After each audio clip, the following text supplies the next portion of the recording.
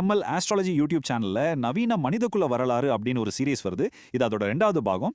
நிறைய பேருக்கு இந்த சேனலை பத்தி தெரிஞ்சிருக்காது. ஆனா இவங்க எந்த ஒரு கமர்ஷியல் நோக்கமும் இல்லாம ரொம்ப ஆழமான ரீசர்ச் பண்ணி நம்ம தாய்மொழியில வீடியோஸ் போடுறாங்க. சரி வாங்க விஷயத்துக்குள்ள போலாம். இந்த முழு வீடியோவும் ஆரம்பிக்கிறதே ஒரு பயங்கர ஷாக்கிங்கான ஒரு விஷயத்துல இருந்து தான். அது என்னன்னா, அதாவது மனுஷங்க இந்த பூமிக்கே வந்த ஒரு ஆட்டோ இம்யூன் டிசார்டர், அதாவது ஒரு தன்னுடல் தாக்கும் நோய். அப்படின்னா என்னன்னு கேக்குறீங்களா? நம்ம உடம்புல நம்மள பாதுகாக்க வேண்டிய செல்களே நம்மள தாக்க ஆரம்பிச்சா எப்படி இருக்கும்? அதே மாதிரி தான் இந்த பூமியை பத்தி முழுசா தெரிஞ்ச ஒரே உயிரினம் நாம தான். ஆனா நாமளே தான் இந்த பூமியை அழிச்சிட்டு இருக்கோம். இதுக்கு பேரு தான் வேலியே பயிரமேறுது.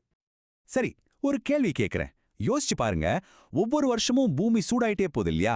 அதுக்கும் நீங்க ஒரு புது ஐபோன் வாங்குறதுக்கும் ஏதாவது தொடர்பு இருக்க முடியும்னு நினைக்கிறீங்களா? என்னடா சம்பந்தமில்லாம பேசுறேன்னு தோணுதா? இப்போ இந்த நம்பரை பாருங்க, 3900 கோடி. இது என்ன நம்பர் தெரியுமா? அமேசான் காடுகள்ல இருக்கிற மரங்களோட தோராயமான எண்ணிக்கை. யோசிச்சு பாருங்க, நம்ம இந்தியாவை விட 17 மடங்கு பெரிய காடு அது. நம்ம பூமிக்கே நுரையீரலா இருக்கிறது இந்த அமேசான் காடு தான். ஆனா அந்த காடு இப்ப காட்டு தீல எரிஞ்சிட்டு இருக்கு. சிலது இயற்கையா வர்ற தீ தான், ஆனா பலது மனுஷங்க வேணும்னே உருவாக்குற தீ. எதுக்காக காடுகளை அழிக்கிறாங்க? விவசாயம் பண்றதுக்காக. ஆனா இதுல ஒரு சோகம் இருக்கு.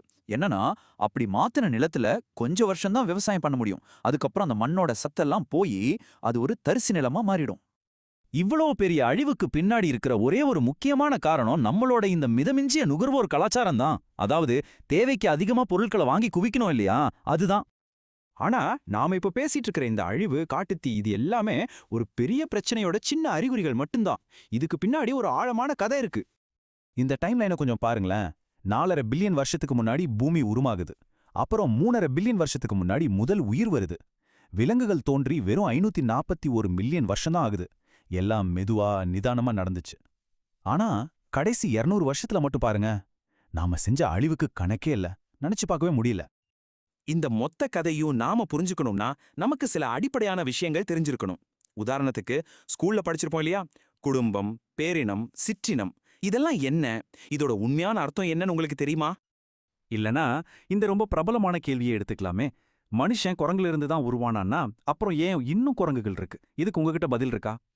இது மாதிரி பல கேள்விகளுக்கு தெளிவான பதில்களையும் நம்ம மனித இனத்தோட முழு வரலாற்றையும் தெரிஞ்சுக்கணும்னா நீங்க அந்த முழு வீடியோவையும் பார்க்கணும்.